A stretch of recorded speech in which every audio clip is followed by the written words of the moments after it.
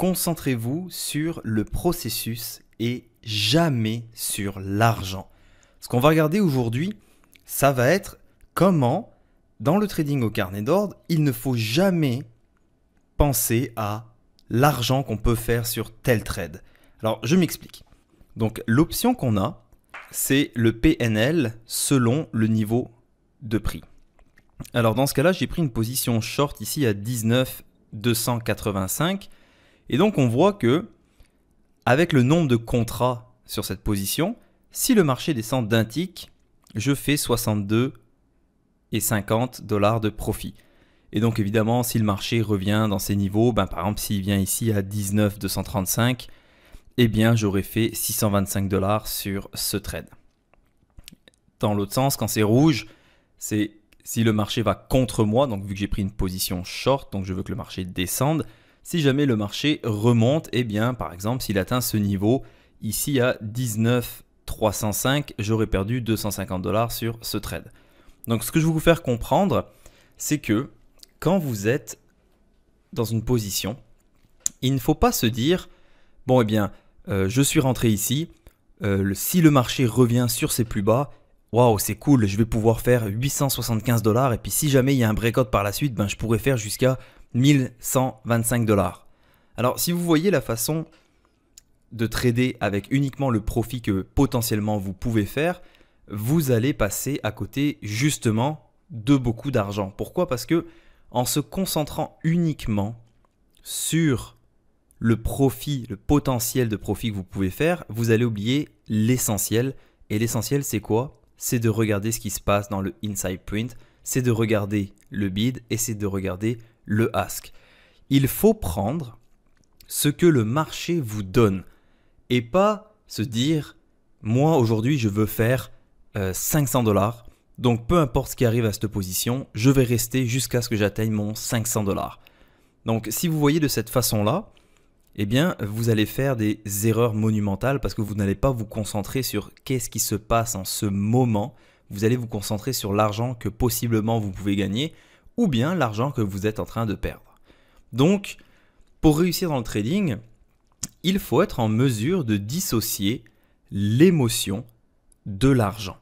Alors c'est pour ça que Jigsaw, à part si on active cette option-là, vous ne pouvez pas voir votre PNL, donc vous ne pouvez pas voir le montant que vous êtes en train de gagner ou que vous êtes en train de perdre. C'est sur une autre fenêtre que ça va se passer. Étant donné que moi je trade avec Interactive Broker, eh bien ça va être sur mon logiciel d'Interactive Broker, donc qui s'appelle Trader Workstation, sur lequel je vais voir l'argent que je suis en train de perdre ou l'argent que je suis en train de gagner. Et justement, moi, donc j'ai 4 écrans. Je vais mettre la plateforme d'Interactive Broker sur l'écran le plus éloigné de mes dômes. Pourquoi? Pour ne pas interférer avec l'émotionnel et avec l'argent. Donc, si vous voulez, l'écran sur lequel je peux voir mon PNL, eh bien, il n'est même pas dans mon champ de vision. Pourquoi? Parce que au début, quand j'ai commencé dans le trading, j'avais toujours le PNL devant moi. J'étais toujours en train de regarder constamment, pendant que j'étais dans un trade, combien j'étais en train de gagner, combien j'étais en train de perdre. Et donc à ce moment-là, mes résultats de trading faisaient en sorte que j'étais un mauvais trader parce que j'étais focalisé sur l'argent uniquement et non sur le processus. À partir du moment où j'ai décidé de mettre la fenêtre de PNL complètement sur le côté, donc pas du tout dans mon champ de vision, et à me concentrer uniquement sur le processus, donc c'est-à-dire à observer le bid et le ask en tout temps quand je suis dans une position, eh bien évidemment mes profits ont augmenté et j'ai commencé à faire de l'argent et surtout pas mal d'argent. Donc si le marché par exemple, se met à descendre et on voit que dans cette zone à 19,270, qu'il n'ira pas plus bas à cause que, par exemple, les acheteurs sont en train de bloquer le marché et se mettent à attaquer les vendeurs pour faire en sorte que le marché remonte, eh bien, sortez de votre trade à ce moment-là, empochez vos 187,50 $ et n'espérez pas de dire « bon, c'est pas grave si le marché remonte un petit peu, je vais attendre que le marché descende parce que moi, je veux gagner mon 500 $. Ça ne marche absolument pas de cette façon. De toute façon, quand vous êtes dans une session de trading, ce qu'il faut prendre en compte, c'est que vous allez prendre des trades et ça se peut que le premier, le deuxième trade soit perdant. Alors, c'est pas grave. Vous allez vous concentrer sur votre session de trading et c'est uniquement en fin de journée que vous allez regarder votre PNL, vous allez regarder votre profit ou vous allez voir le montant que vous avez perdu. Mais il faut absolument se détacher complètement de l'argent.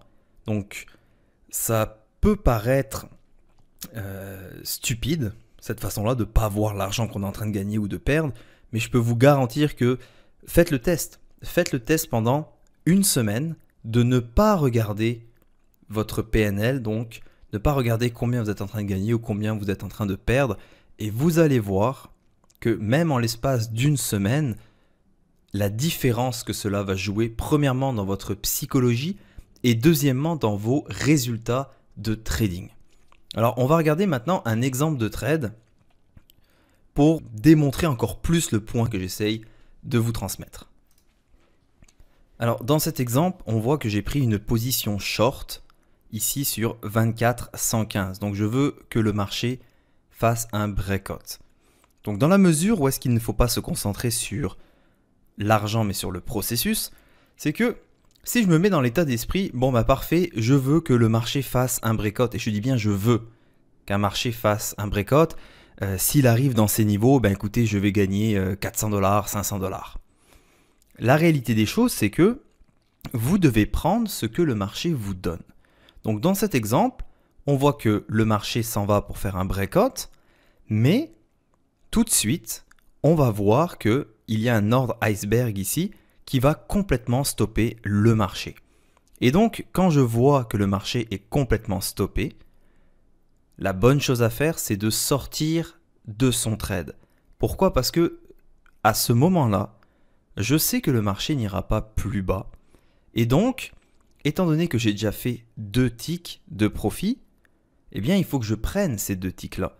Il ne faut pas que je me dise, ben c'est pas grave si le marché remonte un petit peu, de toute façon il va faire un breakout, je veux qu'il arrive dans cette zone-là parce que je veux faire 500 $. Je suis basé sur l'argent, je veux faire cet argent-là. Et je sais que le marché va aller ici, je sais que je vais faire 500 $. Donc, pourquoi je vous montre cet exemple-là? Vous allez voir que je vais être sorti de mon trade, ici donc à plus 2 ticks, et que effectivement le marché va être complètement stoppé sur ce prix-là, donc complètement stoppé sur 24,105. Et vous allez voir que, donc j'avais pris une position ici, on se souvient, à 24,115. Et on va voir que si j'étais resté dans ce trade-là, avec la mentalité de me dire, de toute façon, le marché va casser encore plus bas, je veux faire ce 500 $. Eh bien, on va se rendre compte que, au lieu d'avoir gagné 2 ticks, le fait d'être resté dans l'espérance que le trade aille plus loin, au final, ce trade-là, eh bien, je serais sorti négatif. Donc, vous allez voir maintenant le marché qui remonte. Donc là, certaines personnes qui seraient restées dans le trade vont se dire « Oh, c'est pas grave, c'est normal que le marché remonte un petit peu, il va faire le breakout. Il va faire le breakout, je le sais parce que je veux faire 500 $. » Ok, pas de problème. Donc, regardez ce qui va se passer. Le marché va remonter. Et donc, à ce moment-là, vous voyez, vous dites « Bon, ben, le marché va pas casser, là maintenant, je vais sortir de mon trade. » Donc, au lieu de sortir à 2 ticks avec un profit, donc vous prenez ce que le marché vous donne, eh bien, si vous étiez resté dans la mentalité de se dire « je reste focusé sur l'argent et non sur le processus », eh bien le marché serait descendu et comme on l'a vu, il serait remonté et à ce moment-là, vous seriez sorti de votre trade à ce moment-là avec 2 ticks de perte. Donc c'est pour ça qu'il est vraiment très important de ne pas regarder à l'argent. Je vous dis que le trading, c'est pour faire de l'argent. Oui, mais il faut le faire, cet argent-là, de façon intelligente. Donc prenez ce que le marché a à vous donner. Ne vous dites pas, moi j'ai besoin aujourd'hui de faire 300 $, donc je vais rentrer dans un trade et si le marché casse, eh bien il faut que j'atteigne ce prix-là pour faire 300 $. Ça ne marche pas de cette façon. Le trading, c'est une activité difficile, mais c'est une activité qui n'est pas régulière, qui n'est pas routinière. Donc, il ne faut pas attaquer le trading, il ne faut pas faire du trading avec une mentalité de salarié. Alors, ce que je veux dire par mentalité de salarié, je ne suis pas en train de dénigrer les salariés. Ce que je veux dire, c'est que un salarié, il va travailler de telle heure et à telle heure, tant de nombre de jours, et à la fin du mois, il aura un chèque avec sa paye qui sera, en général, toujours le même montant. Quand vous êtes un trader, il peut se passer des journées où est-ce que vous n'allez faire aucun trade. Donc, vous allez avoir 0. Il y a des journées où vous allez perdre, il y a des journées où est-ce que vous allez gagner. Et donc, vous ne pouvez pas vous faire un plan basé sur une mentalité de salarié quand vous faites du trading. Parce que c'est impossible. C'est impossible de prévoir à l'avance que tous les jours, vous allez gagner 300, 400, 500, 1000 $. C'est impossible dans le trading d'avoir tous les jours toujours les mêmes gains. Vous ne pouvez pas faire ça. Donc, il faut plutôt voir le trading comme un business dans lequel vous n'allez pas avoir des gains qui vont être toujours les mêmes. Donc ça, c'est bien important à prendre en compte. Le trading, c'est un business. Vous devez agir comme un trader, mais vous devez également agir comme un chef d'entreprise. Ça veut dire, vous êtes dans l'incertitude.